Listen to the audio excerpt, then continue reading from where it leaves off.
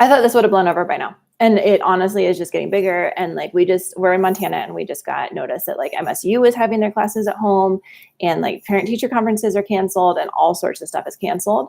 And so I thought I would go into this. I see like a lot, it's like a very divided thing on social media where, hello from Colorado, where people are like super, super worried and stockpiling. And I definitely don't recommend taking things so that other people can't have what they need. But I do recommend that we pay attention because we do need modern medicine. Like we are thankful for modern medicine, even if we avoid it for the most part. And I was able to avoid it. I had 3 home births. I had, I'm able to do like stuff for ear infections. I'm able to do all sorts of stuff at home. And then my 3rd child had croup and I could not get that croup under control. And I haven't been in an emergency room with that kid or urgent care 3 times.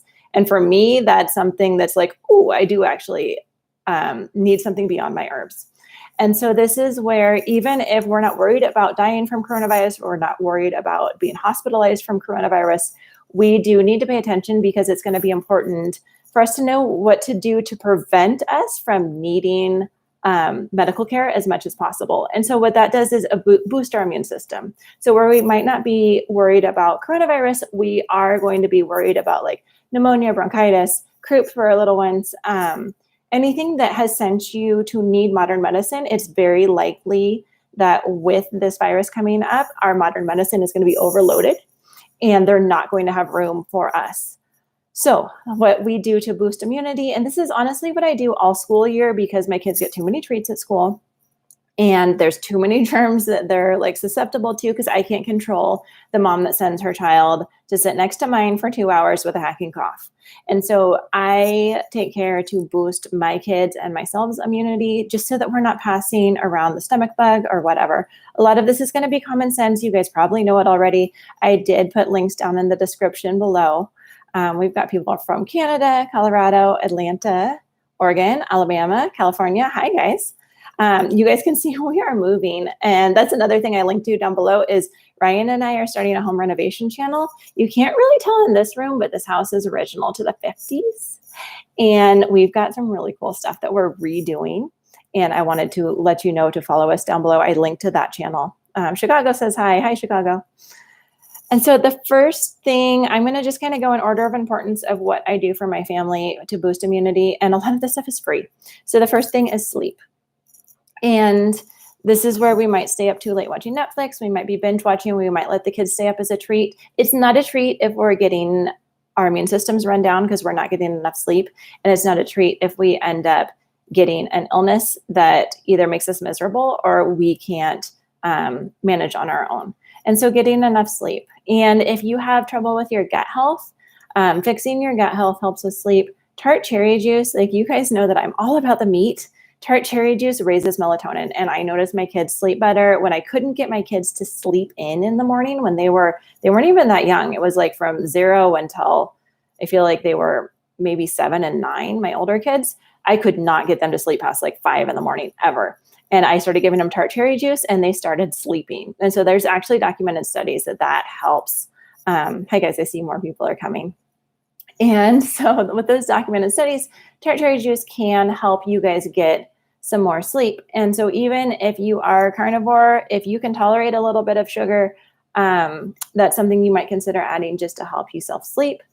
Melatonin, I'm not super opposed to it. It might mess with people's hormones, but you kind of have to weigh the pros and cons. Like if you're not sleeping and you can't fall asleep and you know your immune system's run down, supplementing with melatonin might be a good thing for some people to do.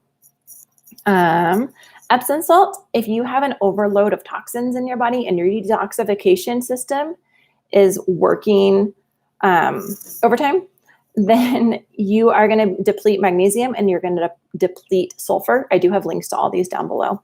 And Epsom salt is something you can just put it in the bottom of your shower and like put a washcloth over the drain so it fills a couple inches. Or you can put it in the tub and take a 20-minute bath in like, I don't know, half a cup of Epsom salt and regular water for your bath water. And that helps your body absorb through your skin, where if your digestive system is compromised, you can't absorb through your digestive system. Thank you. You're so sweet. So Epsom salt is great, and it has the stuff that you need for your detoxification system to work. And it also helps with sleep. If you're deficient in magnesium, a lot of times you're not going to sleep so well. And also, if your detoxification system, like your liver is overloaded, you're not going to sleep so well because your body's like keeps you awake.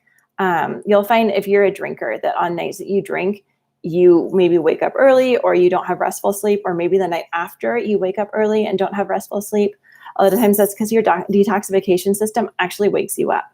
And so if you can support your detoxification system, you can help get better sleep. And getting better sleep is like one of the huge things that we can do that is free. All it takes is not binging on Netflix and maybe laying down with our kids if you have kids that you still need to lay down with, or just saying no to activities that are too late. Like we say no to a lot. My kids go to sleep early. My littlest is in bed half the time, like at 5:30 or 5:45, like that's PM. Like I have to feed him dinner super early because of it. And then we wake him up at 6:30 to go to school. Like it's, some kids are just like, they're used to running on low, and adults are used to running on low sleep. And it's just overall stressful for your body. So sleep, so increasing your sleep is the first thing I recommend.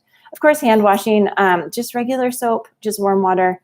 I wash my hands all the time. I've worked in food service. And so honestly, it's just like a habit. If I touch anything that's not allowed, you're not allowed to touch in food service. Like if I touch my hair or I touch my face or I touch like the trash can, I wash my hands.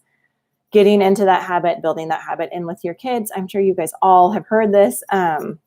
Just act like you work in food service and act like there's someone yelling at you every time you touch something that's not kitchen clean, which is like utensils that have come out of the dishwasher or like a pan that came out of the cupboard. So that's kitchen clean stuff. Just get in the habit of washing your hands every time you come into the house. Like kids come home from school, wash their hands. Thankfully, and I think this is one of the big reasons my kids haven't been sick much this summer, is all three of their teachers enforce hand washing. They all wash hands often during the day in school. And I can just see when there's a teacher that doesn't enforce hand washing, and I know this because their hands come home gross, then there's issues with my kids getting sick. And so hand washing definitely works. Wash your phone. Good. Yeah, I haven't done that. I should do that. Good idea. But yeah, washing your phone. Yeah, don't, if you touch your phone, that's not clean. And so you need to wash your hands afterwards before you handle food or you touch your face or you eat. Definitely your phone is probably a huge thing of contamination. John Smith saying zinc deficient. Hi from Rhode Island. Hello there. I'm just going down my list. I did email this. If you guys are on my email list, or at least my main email list, then you should have gotten this. If you click down below and get the sample meal plan for the carnivore meal plan, you'll end up on my email list and you'll get emails like this from me. Then the next easy, free thing to do, not terribly popular, is to avoid sugar, avoid alcohol, avoid processed foods, eat a bunch of your meat, eat a bunch of your butter. There's just really no reason, if we know that we really need to kind of pay attention to this, make sure that not only we're avoiding coronavirus, but also that we're avoiding anything else that could land us in the hospital where there might not be enough supplies to take care of us. There's really no excuse to be eating sugar right now. And so there is no, I'm worried about coronavirus, so I need to go drown my feelings in Ben and Jerry's. If that is the case, then check out my mental health channel. I only have 3 videos up right now, but you guys need to be comfortable, learn to be comfortable with your uncomfortable feelings. And so drowning your feelings in Ben and Jerry's is just going to lower your immune system, and it's not actually dealing with your feelings. So repressed feelings is another thing. Lowering stress, lowering repressed feelings is important for maintaining our immunity. The next one, and this probably surprises a lot of my carnivores, is that I give my kids elderberry every day during the school year. So I make my own elderberry gummies with elderberry, like the little berries. I buy them in bulk from our health food section.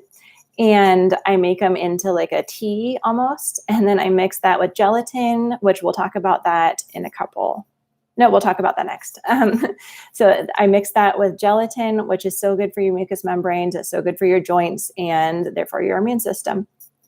And a little bit of raw honey, or I use monk fruit for my daughter that's on keto. I'm just like looking through the, rosehip. Yeah, lots of people add rosehip to the elderberry. So you can add like your kind of good immune boosting stuff, but elderberry has been shown to protect against the flu virus. And so it's protecting against a virus when you take it, orally. And there are studies. If you look down in the link down below, I did link to my elderberry stuff. And it's something that I've been doing for years and years. Like echinacea never worked for me, but elderberry, I can definitely tell that we get sick when we stop elderberry. And so elderberry is a supplement that you can take. And if you don't do sugar, you can make the gummies without sugar and they're just not going to taste sweet, but they have that good gelatin in them and they have the good elderberry. If you need something easy, you can totally, and you're already eating a little bit of sugar, like if you're not on keto, you can get the elderberries, the gummies. And if you need something for your kids to take, and I do, off and on, they have a very low amount of sugar. I give my kids one a day. So if I don't make elderberries, I do have a jar of those and my kids are like psyched because they taste like fruit snacks. But if you can avoid the sugar, because that's definitely not going to be good for your immune system. But if it's not something you're avoiding super strictly, then the benefits of the elderberry, I do think, outweigh the risks of the little bit of sugar in the gummy. Coconut is antiviral. I think it is too. The next one is gelatin collagen for our mucous membranes. And so there's lots of ways you can get this. And like you guys all know how viruses get into your body. Like it's from your mouth, it's from your nose.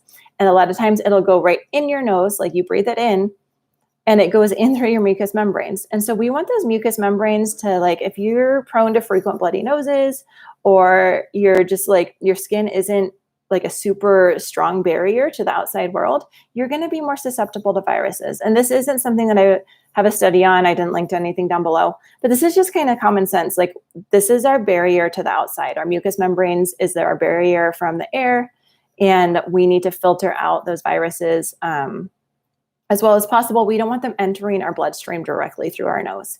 And so collagen, gelatin are both good for our mucous membranes. You can find those. I buy collagen and I kind of store it into all sorts of stuff for my family because we are kind of susceptible to nosebleeds. It's Montana and the air is super, super dry and we're running the wood stove, and just, it's really helpful for us to add that collagen. If you want to make it and you drink, like I do, a ton of chicken stock, a ton of beef stock, then Vital Proteins collagen. Yeah, I've used Vital Proteins. Those are good. Right now I'm using Perfect Supplements collagen. I love Perfect Supplements. They also have a D3, and vitamin D is really good for immunity as well. Like I was just at a talk last night for MS. It was a lady here in Montana, here local to me, that had cured her MS. Like she went from not being able to walk and having like super brain fog and like lesions diagnosed on her brain with an MRI to just walking, practicing acupuncture, like passing acupuncture school.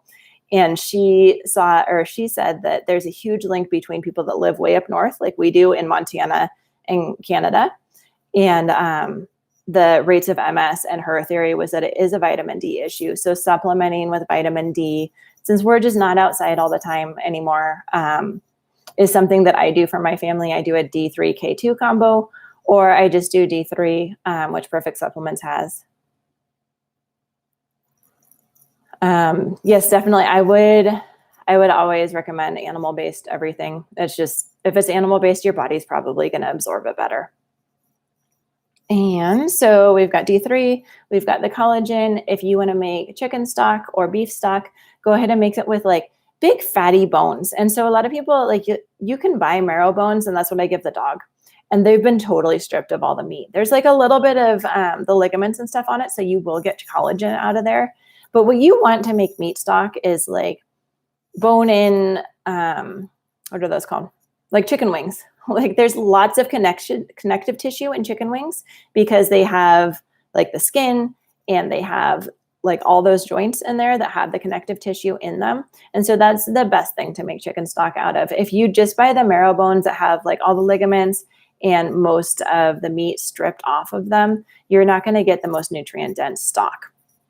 So making that stock with those big meaty bones, whether it's chicken wings, drumsticks, or like big cow knuckles or like knees. I don't know. I don't know what they are, but as somebody more knowledgeable in beef comes in here, they'll probably correct me.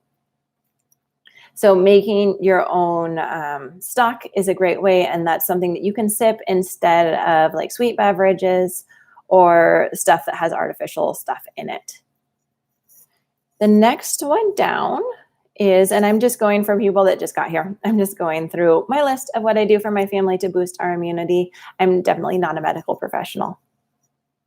Can I upload some new chicken stock videos and just more cooking videos? I have a new cooking video coming on Monday. I'm doing keto lasagna. It's not chicken stock, but I have a couple different videos on stock. I could do another one. Anyways, next one down, avoiding stress. And this is another thing that's free. If you need to cancel plans, if you need to like turn the news off, if you know what your stressors are. I know what mine is. Mine is crowds. I don't do crowds, but I'm happy to talk to you in my basement here.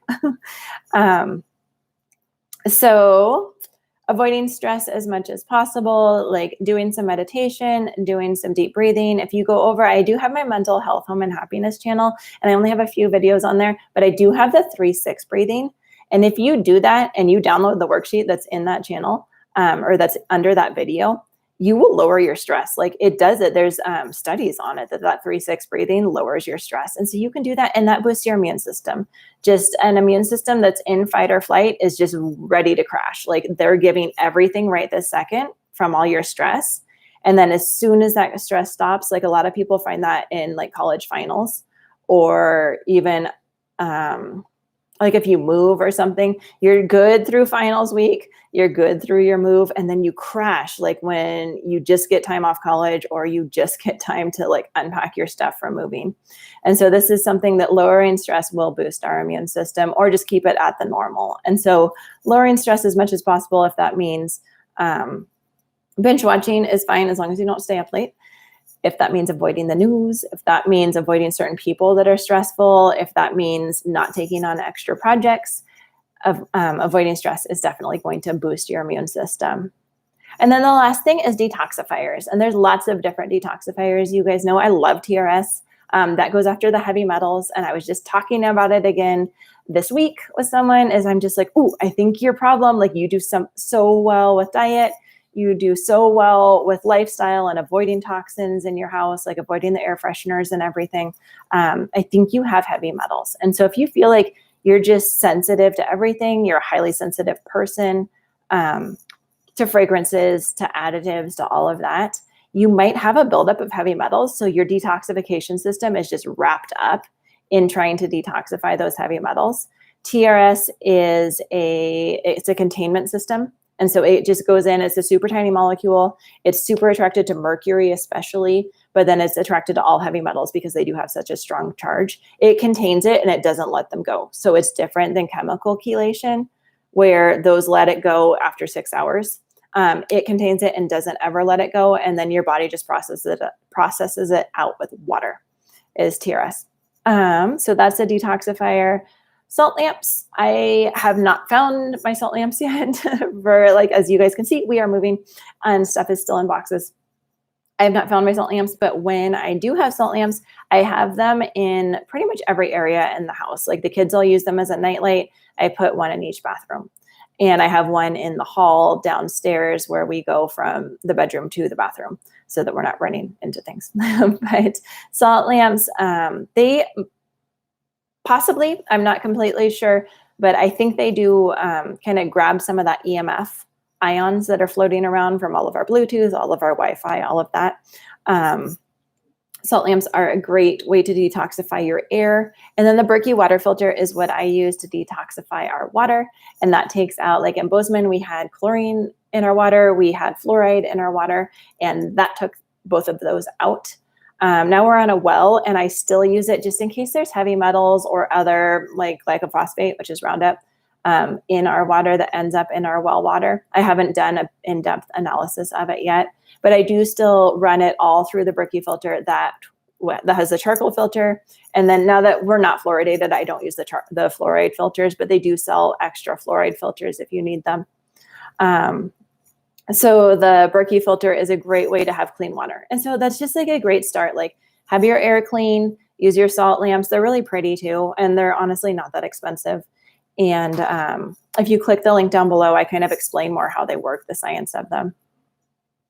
And Terry says she bought it to absorb EMFs. I think it does absorb EMFs. Like I understand how it works. I guess I haven't seen super like official studies on that, but I do think it does. Turning your Wi-Fi off at night, like that's really not hard and that's free. And that's kind of what we're talking about today is stuff that's either super cheap or you'd buy anyway, or it's free. So turn your Wi-Fi off and don't have anything Bluetooth connected at night while you're sleeping. And that gives you at least 8 hours to kind of recharge and get restful sleep.